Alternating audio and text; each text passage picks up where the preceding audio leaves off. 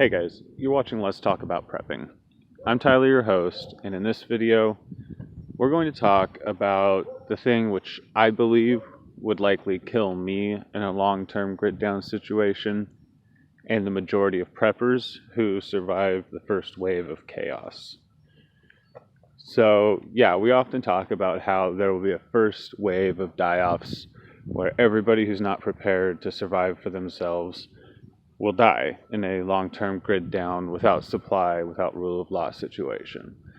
And in a recent video, I talked about how there would be a second great die-off in terms of just a massive loss of population expectancy due to a lot of people having genetic development or birth problems of various kinds, and that after about 10 years, you just wouldn't have as many births as you expected, and you just have a lot of aging population trying to do things without even the same numbers of youth to help them as they would have had in the early 1900s or 1800s.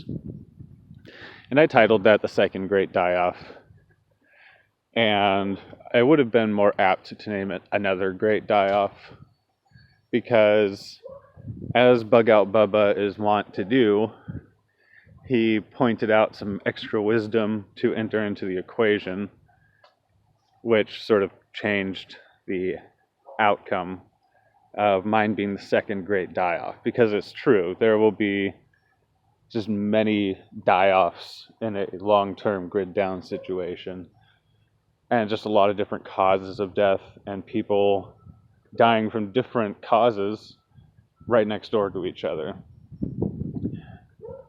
And what he brought up was the fact that as a long-term fend for yourself situation goes on, people are going to run out of their stores of food, and their supplies of naturally gathered foods, whether that comes from natural edibles or hunting or gardening, is going to be depleted, especially when you take into account growing group sizes as groups conglomerate together and valuable individuals are found and added into the group. Most people don't really, I think, take into account the fact that it is hard to garden enough calories and nutrition to support a group of 10 or 20 people on anything besides large fields with staple crops. I'm pacing around my backyard right now to give you an idea of just how big it is, and ask you if you think 10 people could harvest enough food from a garden the size of this yard if it could be fully cultivated and if the soil was prime growing soil. And let's ignore the fact that all my neighbors would be able to see what we were doing, and if they couldn't, they'd still be able to smell it, because a starving human can definitely smell a lush garden when the wind blows the right way. But I don't think that even 5 people could eat for a year through a winter on anything but the most calorically dense grown foods in anything near this small. And I live in an area where it might be feasible for a fair number of people to hunt and to grow small game and even medium and large sized game enough to support meat as more than a rarity in their diets as a community. And even in my area, which has a lot of wilderness and a lot of farmstead area for its population, that's a very, very iffy question. So if you don't live in one of the most rural and plentiful nature areas in the country, you really need to question your ability to do that, because I live in one of the most plentiful areas when it comes to natural resources and water, and I question it a lot. Now, I have no delusion that I'm going to turn this into a garden post SHTF. But a lot of people do plan on something like that.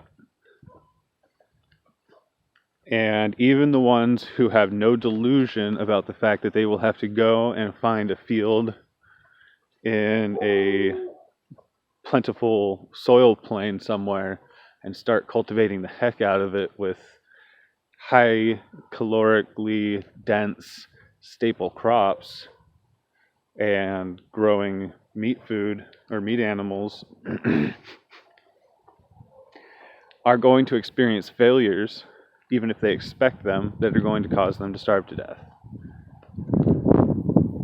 So I don't think that anybody's really safe from this.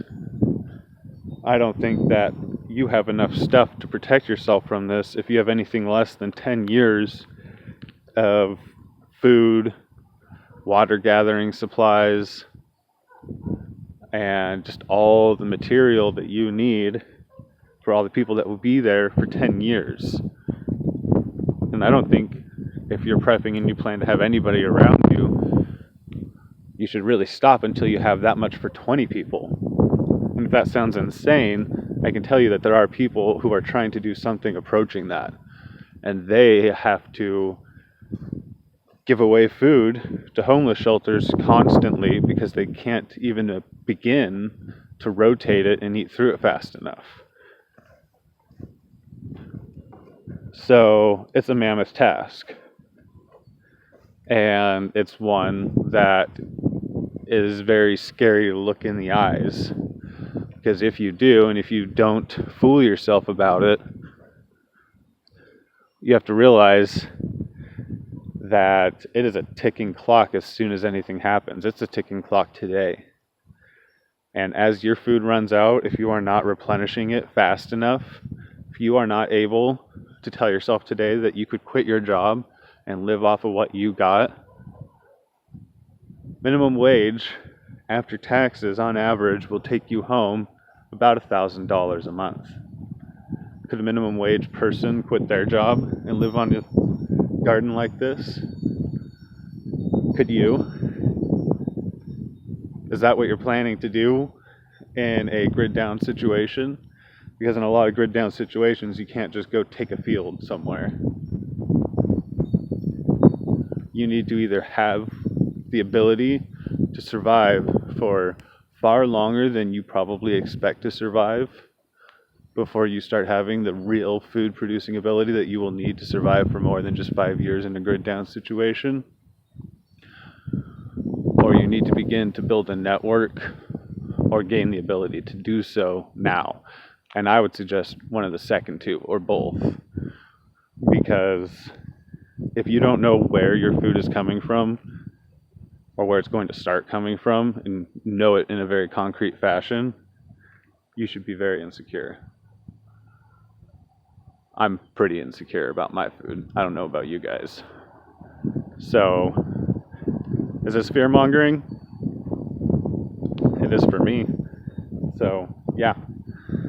If you really, really think about 10 years of providing food for yourself, no matter where you live and how plentiful it is, it's something you should worry about.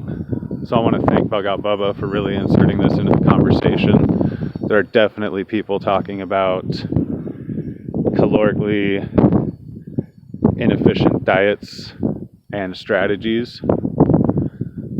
Ethical preparedness, for one, is one that I really like, but there are many, and I think that you should be listening to them. Anyways, hope it was interesting. Hope you guys are all doing well out there. Don't mean to stress anybody out, but I think we should all be preparing like this is coming and it's not going to go away. All right, thanks guys. Everybody stay safe out there.